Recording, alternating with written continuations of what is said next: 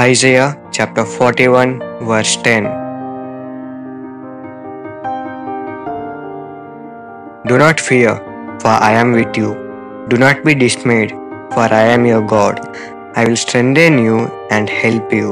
I will uphold you with my righteous right hand.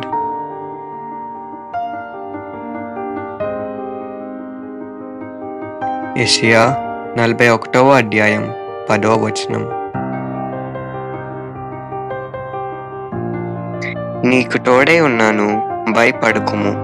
నేను నీ దేవుడనై ఉన్నాను, దిగులు పడకుము. నేను నిన్ను బలపర్తును, నీకు సహాయం చేయువాడను నేనే. నీటియను నా దక్షిణ హస్తముతో నిన్ను ఆడుకొందును.